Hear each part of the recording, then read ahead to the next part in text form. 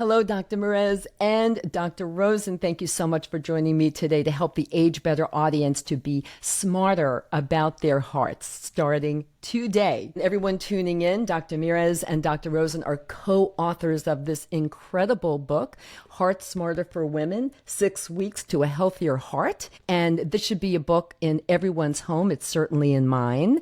And to help in that effort, I'm going to be giving a few copies away. All you have to do to enter is, of course, listen to this episode or watch it if you're watching on YouTube, and then leave a comment in the section below talking about what was your favorite tip that you got today and how are you going to be heart smarter starting today and going forward. Just a quick reminder, May is Women's Health Month, which is why we're doing this episode. This is part 2 of a 4-part series focusing on midlife women's health. So let's get started. Dr. Rosen, what are the most current statistics about heart disease being the number one cause of premature death in women?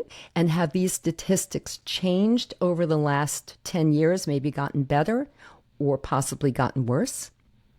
Thanks, Barbara. It's a great start to what I know will be a fun conversation for all of us.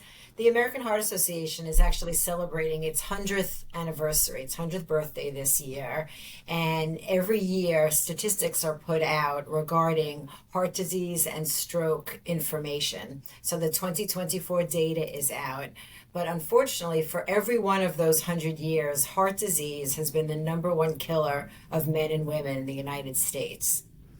And for decades, we actually were decreasing our death rates, both for men and women. The women lagged behind historically in the 1990s and early 2000s. And what we've been seeing over the last few years is a plateau of this dropping in death rates and actually a fearfully consistent increase in the number of deaths from heart disease. Heart disease it kills more Americans every year than all forms of cancer combined. Every 34 seconds, an American dies from heart disease. So these statistics are still quite frightening for us.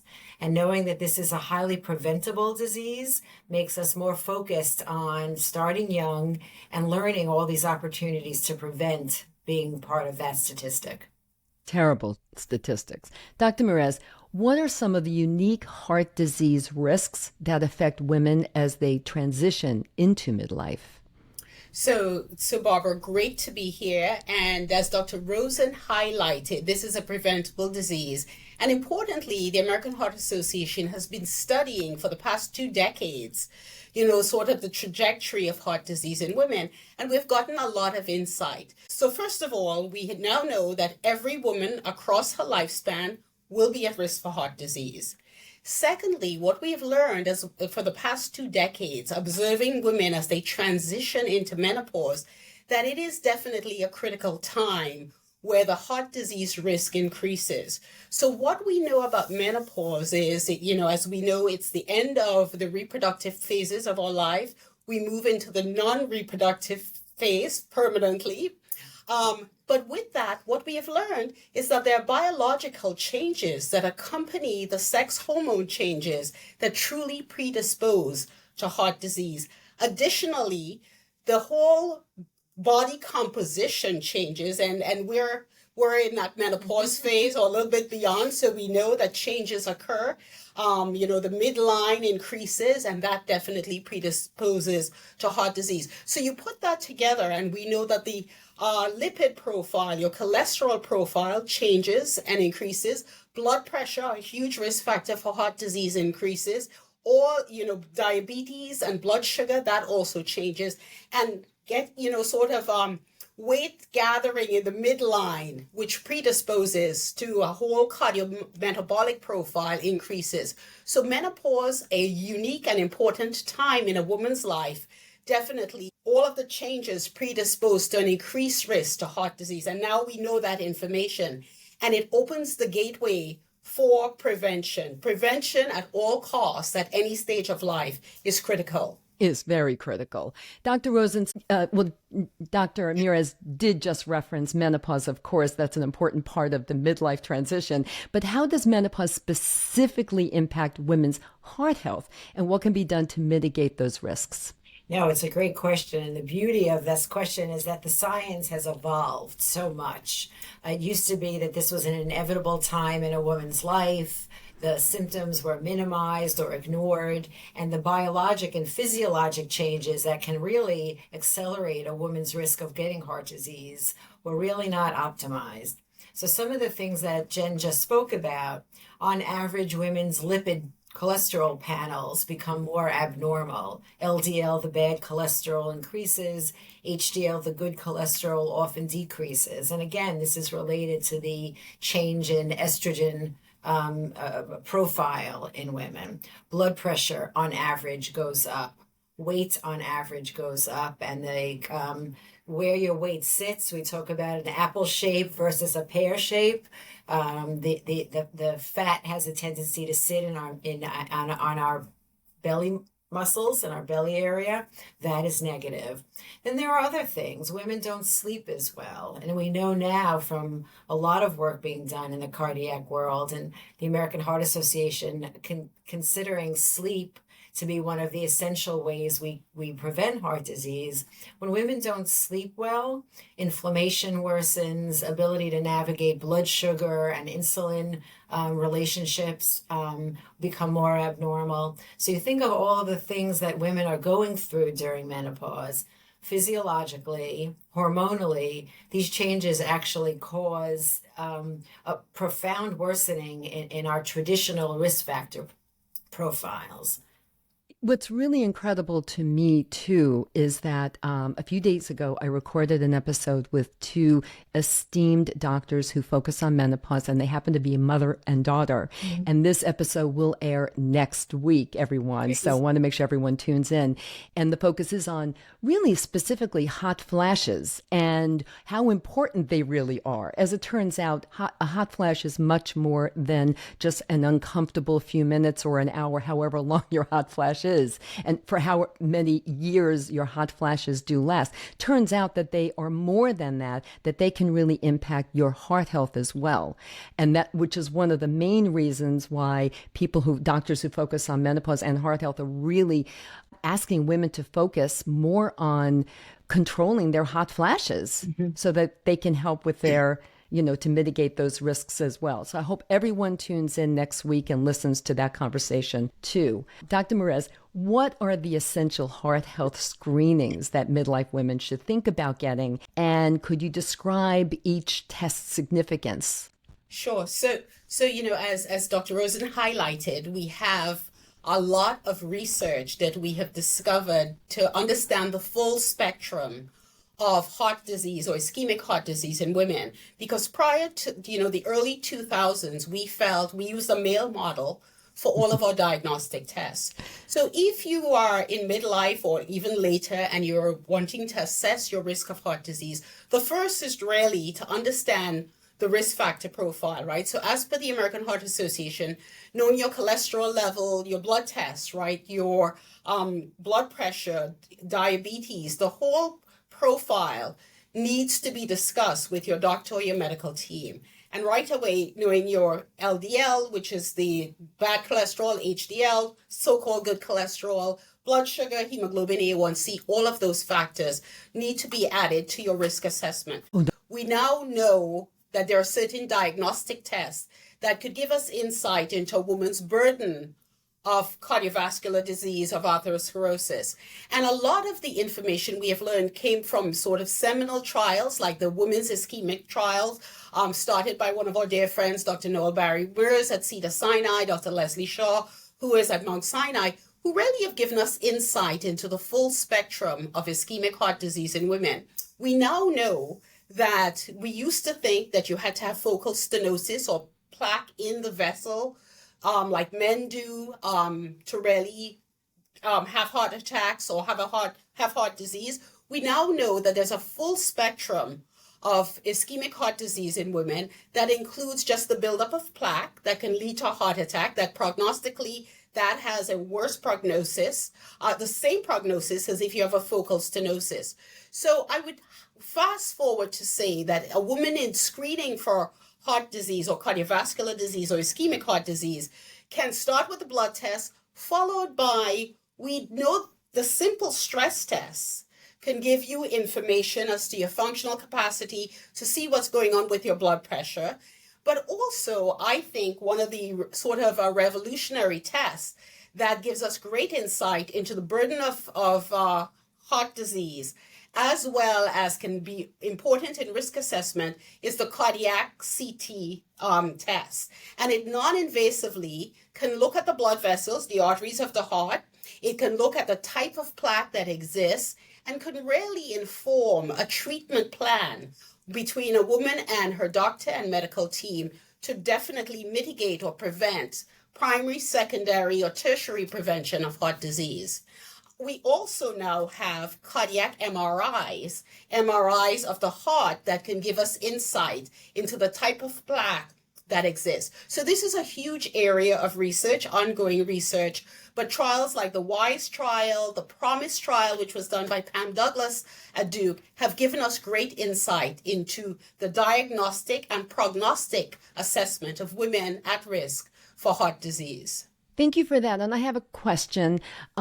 If a woman has, fairly normal range lipid panel, meaning the cholesterol levels are normal or maybe just a little on the high side, but not too frightening, should she still get any of these tests? And I'm specifically thinking about the calcium score test, which is very inexpensive if your insurance doesn't cover it.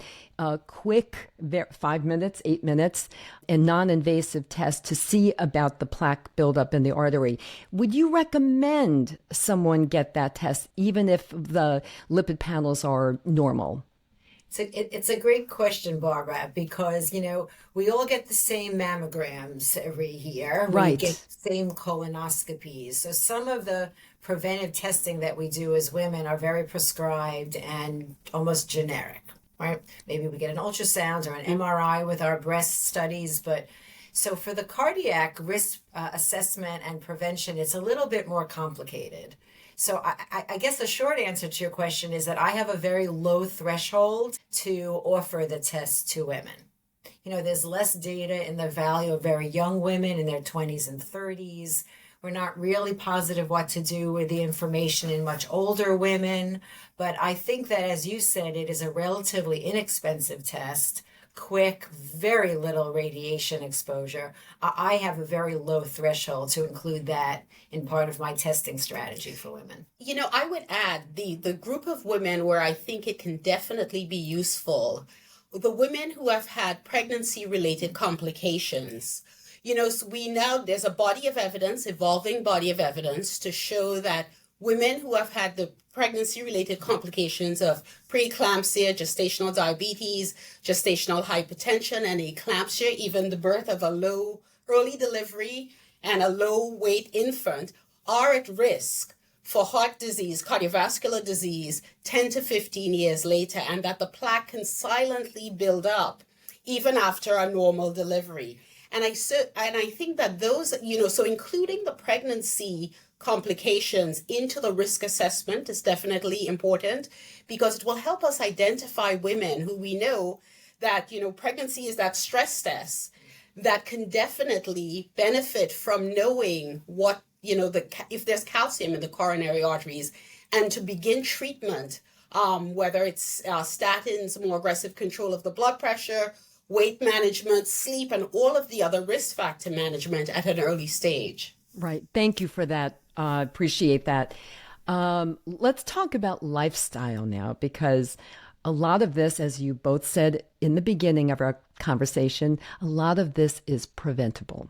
So how do we prevent with lifestyle? What lifestyle changes do you both recommend for midlife women to reduce their risk of heart disease? Dr. Rosen, let's start with you.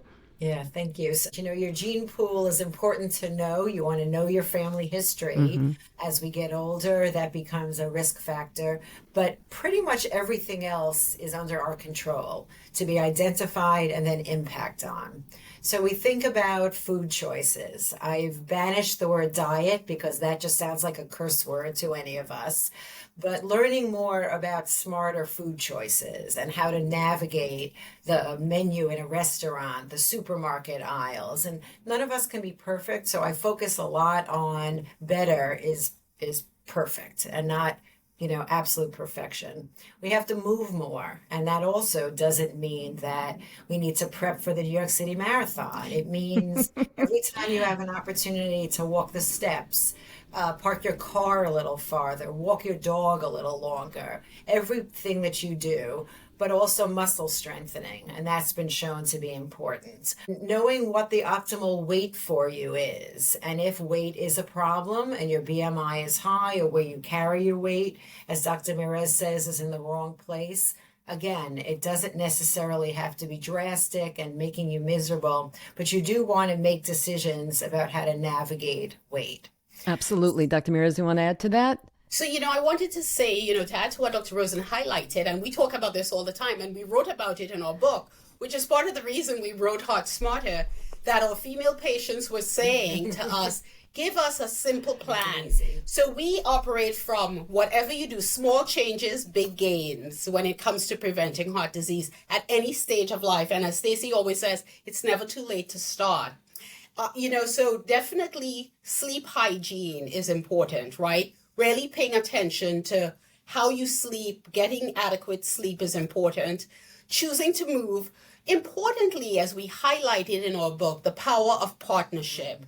And this is sort of a journey that having a friend, a family member, and partnership with your doctor, your nurse practitioner, your medical team will definitely move you in the right direction for preventing heart disease at any stage. So we highlight the power of partnership. So at home, get a friend, a family member to go for that walk with you, to swim, to dance, to do whatever. And as per the American Heart Association, a minimum of 150 minutes of activity per week is definitely important. In our book, we talk about controlling stress. So adding 5 minutes of meditation or yoga or whatever into your day, all in all, a lifestyle prescription change with small changes in partnership, friends and family, work colleagues, but your medical team, definitely the right prescription to prevent heart disease. And I just want to add with wearables, I'm a big fan of the Apple Watch. As I'm holding up my Apple Watch too, everyone. I don't know what I would do without it, really. I measure everything. Stacey's holding off on it. But yeah. But and using it to get competitive, as it were. Oh, yeah. With friends has been shown to be spectacularly successful. And we tell women, women are perfectionists. We put our whole family and everyone in our lives first. Give yourself a little bit of grace. If one day you just can't get off the couch, fine. Tomorrow, maybe double the 10-minute walk to a 20-minute walk. Take pride in every good decision you make, because it's a lifetime of good decisions, not something that just we're going to do for 6 weeks or 3 months. Absolutely. Recently I gave a talk in Nashville, and it was about the power of choices and the choices that we make every single day. I mean, life is just a series of choices that we make all day long. We make thousands and tens of thousands of choices, little ones a day. Right? Do I get up now after this? Do I get up now and do a couple of push-ups, or do I just continue to sit here? Little choice, right? And one thing too, I always like to do a little plug for the Blue Zones societies around the world that Dan Buettner has done such a great job in following and reporting on all these years. I mean, they do exactly what you both just described. They just move throughout the day. They're not running marathons, although I am guilty of that. I started running at 50. Dr. Mieres knows this already. I started running at 50, and I'm actually training for marathon number 18 this year. So, that's awesome. Oh my gosh, that's become a big part of my life. But anyway, it really is those little choices, little steps that make the biggest difference in mitigating your risks for heart disease. So thank you for that. Can you please discuss with us the latest advancements in heart disease treatment that are particularly beneficial for women in midlife, like what's available now, and what do you see coming down the pike? So we spoke a little bit about the menopause transition and the things that happen. As you mentioned, the importance of vasomotor symptoms, those hot flashes. And I think the resurgence of research and the safe uses of hormone replacement therapy is something that is a real game changer for women. And I think the appreciation, that the symptoms should not be just tolerated, normal for menopause aging, and it is not acceptable. And, historically, women with these issues surrounding symptoms around both menstruation and menopause were kind of minimized and put off. So I think the resurgence of studies and use of hormone replacement therapy in different forms, there's not a one size fits all. And I think that is an amazingly important advance for women, honestly. And you should have the opportunity to speak to your clinician about risks and benefits, because you shouldn't suffer unnecessarily. No woman should ever suffer. That's a big mantra on this show. Good. Thank you. Thank you. And there are options, and every decision we make has risks and benefits, and we have to see both the benefits.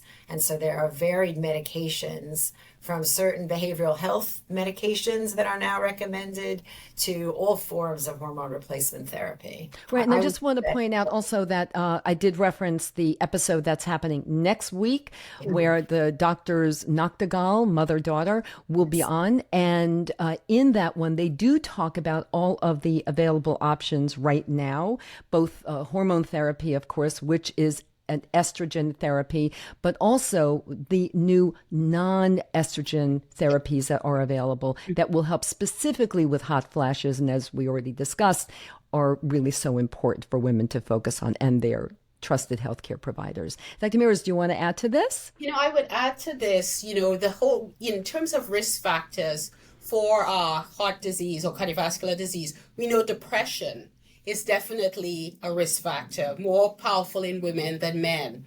And I think when you think of the pregnancy-related complications, postpartum depression is one of those things that's being studied now.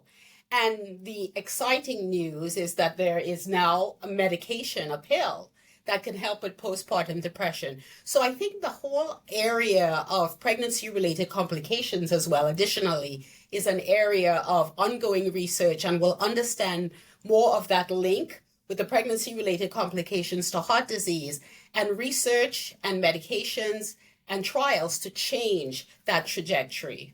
Yes, and the whole focus on women's health research has really, really changed, as we all know. It was woefully underfunded, underfocused on, underlooked at, and we've seen a real change in recent years. Of course, you both have, since you're really in that world. So that's really good news for women everywhere. I think it was March 18. This year was really a landmark day when the White House launched the Women's Health Research Initiative. And I think, to Dr. Rosen's point, that's going to definitely add to the ongoing areas of focus as it relates to not only women's cardiovascular health, but all areas of women's health. Right. It's good news all around. So this question for both of you, I know this will be hard because we've covered some actionable items, but if you could offer one actionable step our listeners can take today to really start getting smarter about their hearts, what would that one thing be? Dr. Mieres? So I would say choose to move every day.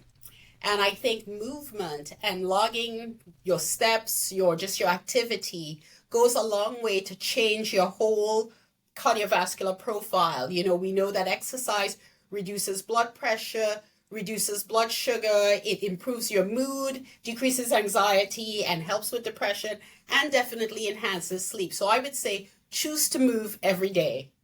And Dr. Rosen? I think I would say, and it goes beyond just the heart story, put yourself at the top of your to-do list.